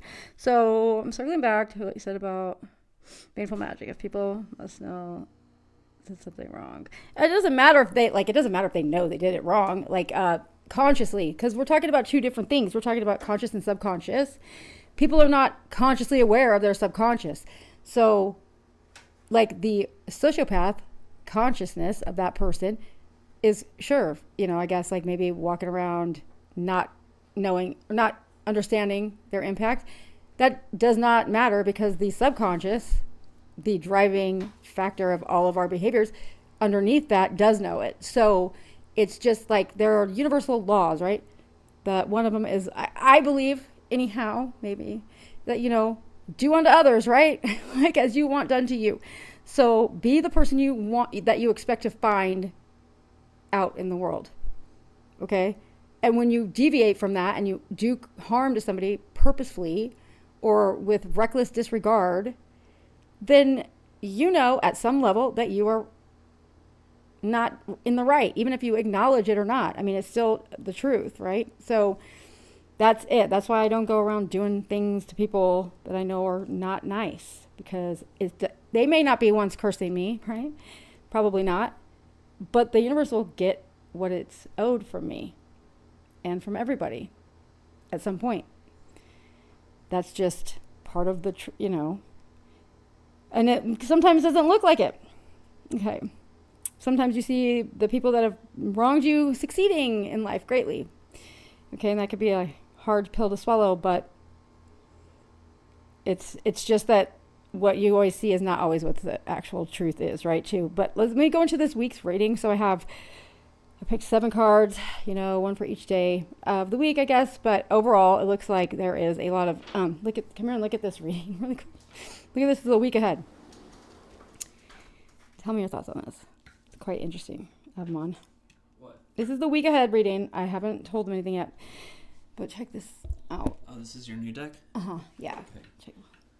Look at it. Week ahead. Mm-hmm. Oh, this is the Saturn square right here. Oh, nice. Yes. Yeah. This is Venus and Jupiter right here. Mm-hmm. That's Mars right there. Mercury right there. Mars and Mercury. Wow, that's amazing. Okay. Explain. I don't know, because I don't know anything about the astrological side of things, right? That's not my... Did you tell them what cards it was? No. Okay. No.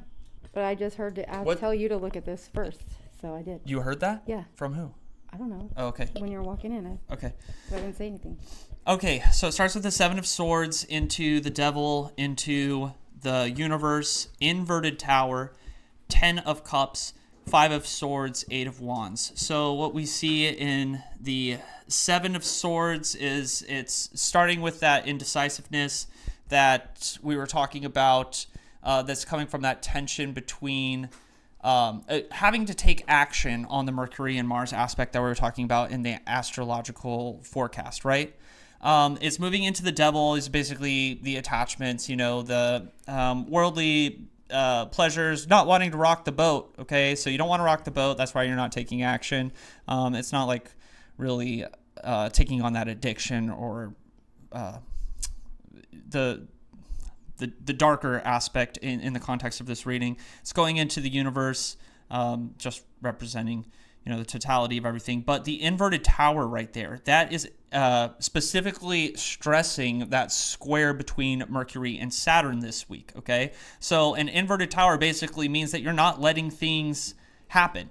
You're refusing to let things happen. And that's being reflected with that Seven of Swords, where it's basically saying you don't want to rock the boat. You're not letting things happen. You're holding on to those old structures. You're not letting them fall. That's what's going on with that Mercury-Saturn square right there. Going into the 10 of Cups, okay? The 10 of Cups. Now, I like this card because on this 10 of Cups, there's two what is this, like Hindu devas having sex with each other or something? I don't know. Navigators of the Sea. Navigators of the Sea. Yeah, I like the picture on this because this is representing that conjunction between Jupiter and Venus right here. Okay, the divine masculine and the motherly feminine, the worldly feminine, coming into conjunction with each other, while the worldly feminine is in triplicity, and Jupiter, the divine masculine, the holy masculine, right? Because Jupiter represents the holy, the sacred. He's the one that likes like proper marriage, legal marriage, sex with your wife, that's what Jupiter likes. He doesn't like you sleeping around. That's what this 10 of Cups is representing, is that coming together of Venus and Jupiter right there. Now, the 5 of Swords, this is the destructive tendency of Mars and Aries right now, but it's going straight into the 8 of Wands, and the 8 of Wands is representing that mercurial aspect with that 5 of Swords, right? So the 5 of Swords, the destruction, isn't necessarily saying that it's a destruction on your life. It's you taking action. It's you destroying this tower right here. You are destroying the tower, okay? Destroy that aspect between Mercury and Saturn. Saturn is limiting Mercury right now, and you are taking on this Martian context. And when you take on this Martian context, you are the destroyer. You're going to destroy that blockage right there. You get that 8 of Wands. That is the result. That is the Mercury we are headed towards this week, the 8 of Wands, right? So this is a mercurial story right here. It's starting with the 7 of Swords. 7 of Swords is the mercurial story. It's the indecisiveness. And then she just drew a Hierophant, which I'm going to go ahead and take that as an indicator. This is my card. Hierophant is communicating to you. I am exposing the mysteries through astrology and tarot. All right? Yeah, so cool. Right. So that's nuts. Cool. Yeah. No, this is the deck I was telling you guys I got at that antique store yesterday for $15, and it hasn't been in print since 1994. And I am beyond thrilled about it. I like collecting decks that are out of print, but they're usually quite costly. yes. This time it's $15. Yeah. Beautiful. So. Yeah. Yeah, and this is a Golden Dawn deck, right? Yeah, it's like golden. I think it's Thoth inspired because it has art and the Aeon in it. Yeah. So. I did. It's up above. I posted it a little bit ago. You just have to remove the spaces in between the characters because it wouldn't let me post it unless I had it like all separated, you know. All right. So yeah. So I think we're going to go into the guided meditation Oh my God, we have a to little do that bit, still? and then we're Yeah, I going to forgot. close this out. But because we're getting all this mercury in it, we're going to call on our magician right here. Oh, okay? right. We are the magicians. So everybody's going to get into a comfortable position, and we're just going to go into a little bit of a guided meditation. We're going to do our magician. I will ring the sistrum, ring the bell, and we will put the post-hypnotic suggestion for dream recall and vivid dreams. Plant that, reinforce it to help you guys with your dream practices in the coming week. How do acolytes recover their initiation certificates? Yes, we have to set up, for the acolytes, we have to set up another ritual for the indoctrination. What are we calling it? Everybody didn't like the word indoctrination. What's the ceremony, the entrance ceremony? Yeah. So your temple initiation. temple, the temple Not an entrance indoctrination. ceremony. Okay. Sorry, people didn't Worst like I was word using is that ever, word. yeah. We'll Sound go like- ahead. I will specifically, the Chalice TV, I will specifically make sure I DM you the date. Once we set a new date, it'll probably be on summer solstice that we're going to do That's coming new out, batch of right? acolytes. Yeah. June 20th. Yeah, right? it's coming up. Yeah, June 20th. So, and then at that point, you'll get the certification for entrance into the temple. Okay. All right, guys. So we're Okay. going to sit down. We're going to get comfortable. Do our feet firmly planted on the ground. You go. It's okay. You're going to find a space on the wall in front of you, maybe where the wall meets the ceiling. Just a space to fix your eyes. And you're going to be looking upward just slightly. Okay. You should feel a little bit of pressure. Now, it's not going to be too uncomfortable, but it's also not going to be... You want a little bit of pressure there as you're looking up. You're going to fix your eyes there. Relax your eyes. Okay? As you're doing this, you can begin breathing in through your nose, and out through your mouth, in through your nose, and out through your mouth.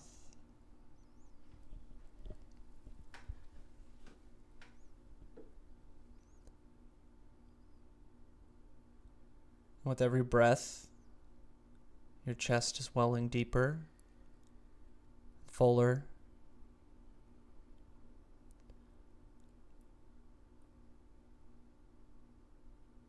At this point, you may start noticing your mouth might be getting a little dry. You may feel the urge to swallow. That's perfectly natural. You can swallow.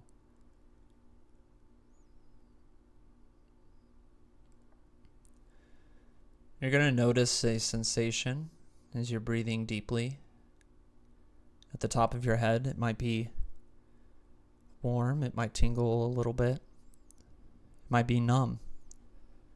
But whatever it is, you can definitely feel it. That sensation, it's going to begin coming down from the top of your head, spreading.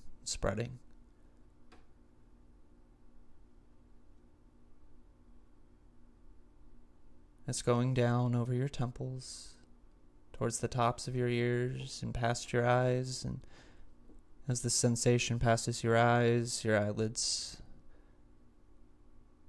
start getting heavier and heavier. Heavier and heavier.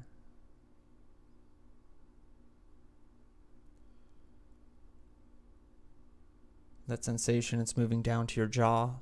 And as it hits your jaw, begin to notice a relaxation in your jaw as you release all tension, all stress that you may be carrying there.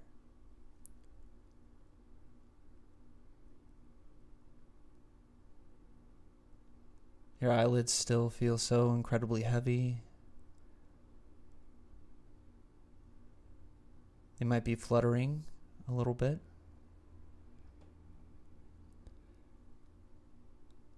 You can close your eyes.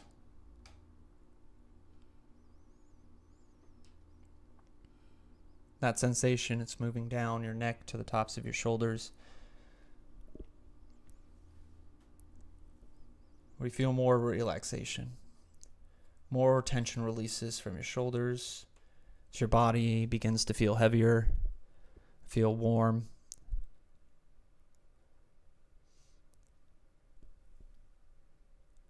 Spreading through your chest and through your arms getting heavier and heavier, down to your wrists and your hands. And as that sensation, it spreads through your chest, your breathing gets deeper, deeper, deeper.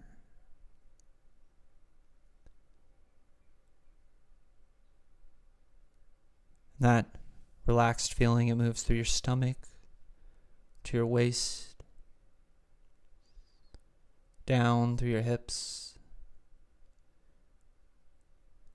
to the tops of your legs. It's descending through your thighs as your body feels heavier, you're breathing deeper and deeper, eyes closed, feeling so heavy.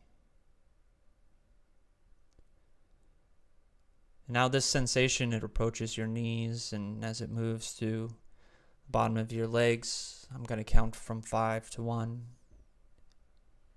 When I reach 1, we'll hit the peak of your suggestibility and enter into a deep state of trance, deep sleep.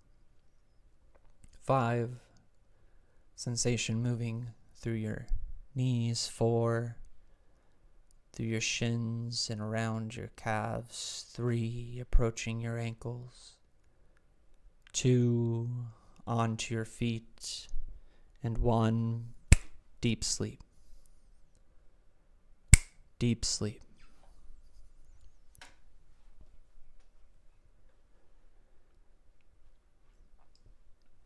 And for the purposes of hypnosis and with your permission, when you hear me snap and say the words deep sleep, you'll quickly, safely, and calmly enter into a deep state of trance.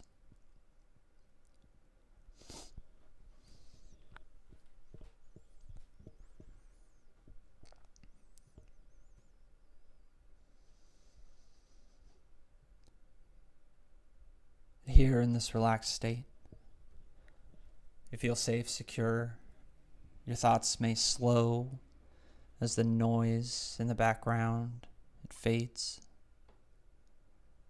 Your body feels comfortable as all aches, pains, and stresses dissipate from it.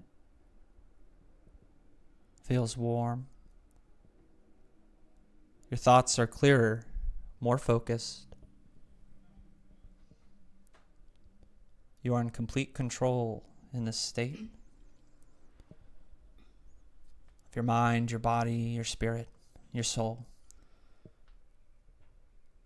As your conscious mind and your subconscious mind have clear and direct communication with each other, you may notice that images arise more naturally, more freely, and more vividly.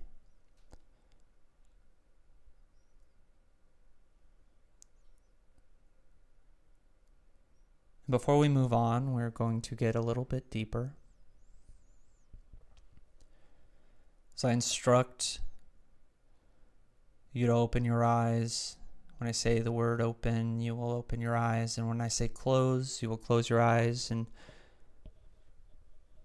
enter into trance twice as deep as you were before. Open your eyes. Close your eyes twice as deep. Open your eyes. Close your eyes twice as deep. Open your eyes and close your eyes twice as deep.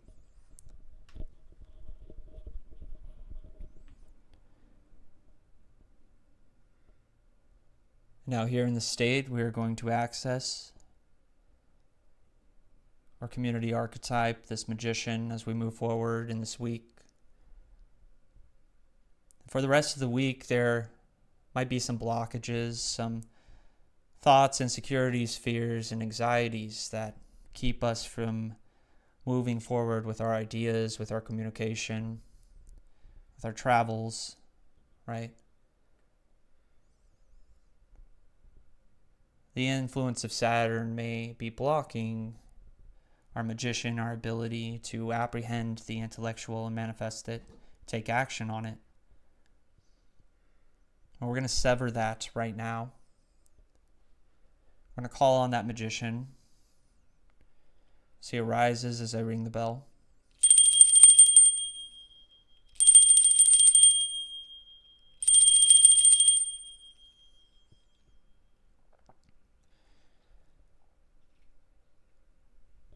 As he arises, we are in full authority. We notice that ambition, that martial ambition, that martial will behind our ideas or thoughts that are coming fluidly through the rest of the week. We take action on them, assuming our ambitious will, moving through any blockages, any fears, any insecurities, with full trust and faith that our mercurial qualities, our martial qualities are in full power and full dignity, full respect. And that any blockages to the free flow of our thoughts, our ideas, and our ability to take action on them are of no concern.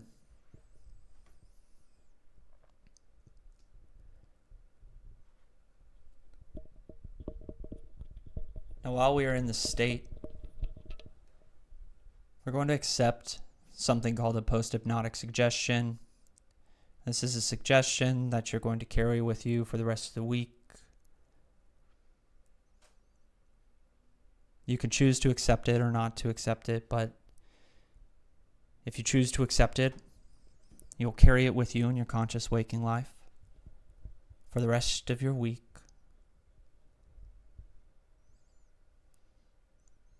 Here in this state, you tell yourself that you will recall your dreams with more accuracy. You will have more dreams. These dreams will be vivid, lucid, and you will be able to recall them with ease. For the rest of your week, as you go to sleep at night, you'll have an uptick in dreams. They will become more vivid, lucid, and upon awaking, you'll recall them with ease.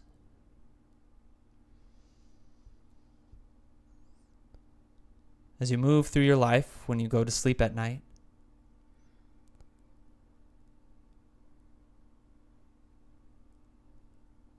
you'll have an uptick in dreams. They will become more vivid, lucid, and upon awakening, you will recall them with greater ease.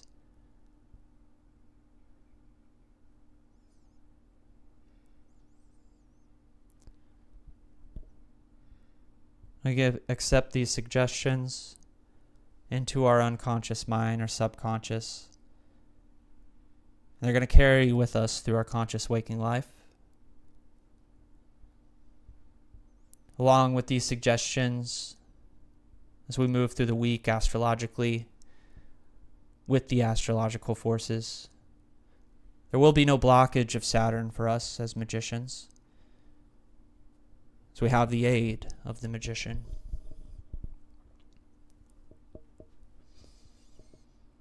And now we're going to begin rising. Fully accepting of these suggestions, feeling refreshed, relaxed, rejuvenated. For the rest of our day, our body is going to feel freer, more limber. Any aches, pains, stresses, we aren't going to notice them. There's a beautiful Sunday. We begin to arise. 1, rising from the surface. 2, accepting these suggestions to carry with us through our week. 3, feeling relaxed, refreshed, rejuvenated. 4, optimistic, enlightened by soul. 5, eyes open, wide awake. 1, 2, 3, 4, 5, eyes open, wide awake. All right, guys. Cool. I hope you guys have a beautiful Sunday. We'll make sure we get the Discord link to you. I put a link in the description of this video, so if you want to, once we end the live stream, if you want to check the YouTube video, you'll be able to find the Discord link there too. Yeah, but I also put it in this chat. Yeah. It's just separated into, yeah, you just have to fix it. So thank you guys for joining us. We look forward to seeing you next week. We have a ton of videos being released this week. I'm so excited. And the new class. Okay. So excited. All right. Okay. Yeah, I'm teaching psychology for occultists. Okay. I made this class 16 weeks long, talking about all the things that you need to know to either be, a minister of esoteric faith, your scope of practice within that role. But that's a small portion of it, but it's the basics of psychology that will help you stay grounded and to experience the things meaningfully. Right? Yeah. Beautiful. Yeah. Check it out. Okay. We'll see you guys. Thank you for joining us. We love you. Yeah. Right. Approach the rest of your week. Yeah. Do well.